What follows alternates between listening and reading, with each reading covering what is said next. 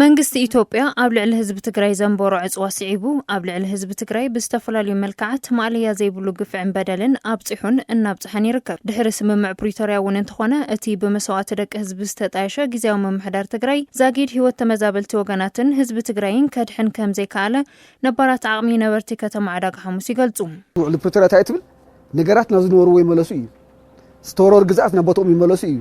ህዝብና ይመለስ እዩ። እዚ ክገብር የተርአየ የግዳስ حزون ሰራሕታው ብዙኾነ ህዝብ ይጠፋሎ ስቲል ብዘይ ማህያ ይሰርሕሎም መንግስት ሰራሕተኛ ንዳድ ተሳይኑ ብእግሪ ይኸይድሎ ዝበዝሕ ሰብ ኩሎም መብዛሕትኦም ድሌታት ተዓጽዮም ኣለዉ እዚ ኣካል ሕዚ ሓደ ወገን አንተም ንዙ ዝገብሩ ዘሎ ኣካላቶም ዘይተረድኦም ዝመስለኒ ህዝቢ ድልየቱን ተማሊእ ካሉ ሕቶ እንተመልስ ካሊ ይድግፈካ እምበር ከነው ስለ ዘበልካዮ አንጻርካ ከላዓል ተዘይኮይኑ አይድግፈካን ንፕሪቶርያ ክንብል ነታ ሰላም ክንብል ነታ ቀጣን መንገድ ናይ ሰላም ክንብል ግን እስካ ሕዚ ተጸኒና ይኾን እንደኾንና ተባለ ያው ተፈናቀልትና በብመዓልቱ ይሞተለው በብመዓልቱ አዛብ ይውልዕለው ህፃውንቲ ከንዳታ ተቀዲዱ ንሻርሻይ ክረምተ ንኸርሙውን ያው ናተደፋና ናመይ መጽና ለና ህዝብ መጋቢት 30 ኢና ነና ለማዓል ህዝቢ ትግራይ ሕዝውን ሉዓላውነቱ ከኸበር ዝተመዛበሉን ዝተሰደዱን ወገናት ውሕስኖም ተሓልዩ ናብ መረበቶም ክምለሱን ተሓታትነት ፈጸምቲ ጆኖሳይድ ክረጋገጽ እንትኾይኑ ድማ ብሓድነትን ሕብረትን ንብሔራዊ ህልውና እንትንዳሎ ኢሎም ህዝቢ ትግራይ ሓድነት ተጠናኺሩ ኩሉ ግዜ ሰዓራይ ምዃን ይፈልጡ እዮም ጸላእቲ እንተ ሓቢርና ነሸንፈ ምዃንና እንተ ሓቢርና ቅልጽምና ናብ ሓደ እንድሕር መጽዩ ፖለቲካም ከራሙዶ ይኽእሉን ክገዝኡና ወና ይኽእሉን መጀመርያ ሓውሩሎ